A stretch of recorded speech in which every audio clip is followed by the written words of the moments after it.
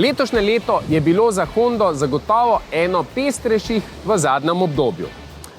Poleg prenove že znanih modelov so temeljito prenovili tudi nam znani večji križanec CR-V, ter mu dodali še dva popolnoma nova modela. Povsem električni model Anyone in pa hibridni model ZR-V.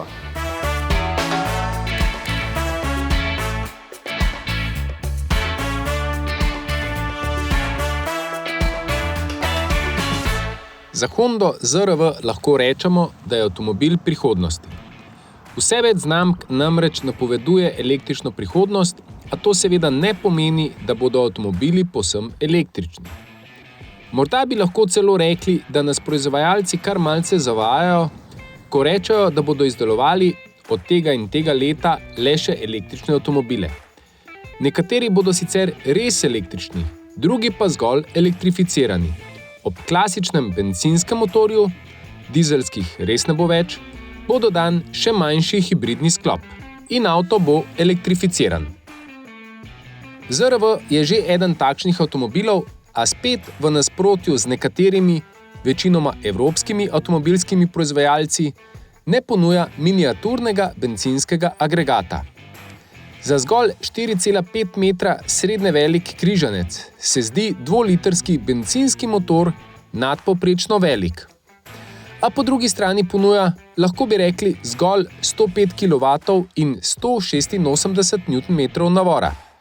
A če dodamo še 135 kW električnega motorja in njegovih 315 Nm navora, je skupek moči več kot nadpovprečen. Ob tem smo že med prvo krajšo testno vožnjo ugotovili, da bencinski motor res lahkotno diha, celotni hibridni sklop pa deluje več kot dobro. Zavedanje, da se bencinski motor za voljo velike prostornine ne muči, je prijetno, povsem v nasprotju z avtomobili, ki kombinirajo v hibridnem sklopu električni motor in komaj nekaj več kot litrski bencinski agregat. Pohvaliti velja odzivnost sklopa, navsezadnje pa ZR-V z mesta do 100 km/h pospeši v manj kot 8 sekundah, precej bolj ekološko naravnana pa je največja hitrost, ki znaša 173 km/h. Počutje v notranjosti je prijetno. Godi, da so se Japonci končno poslovili od uporabniku neprijaznega osrednjega zaslona z miniaturnimi tipkami in kompliciranimi meniji.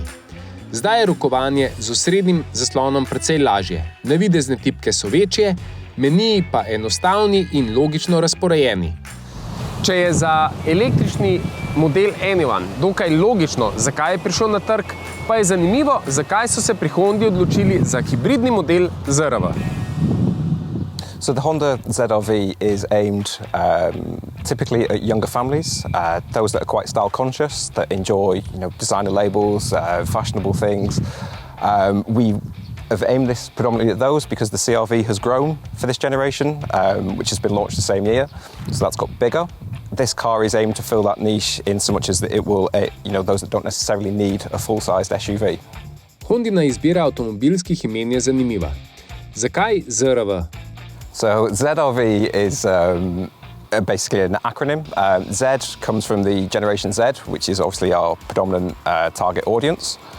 And RV stands for recreational vehicle. So we had CR-V, which originally stood for compact recreational vehicle, and it's just a continuation of that.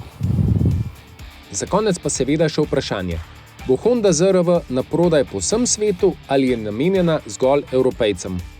So this car actually is available in most regions.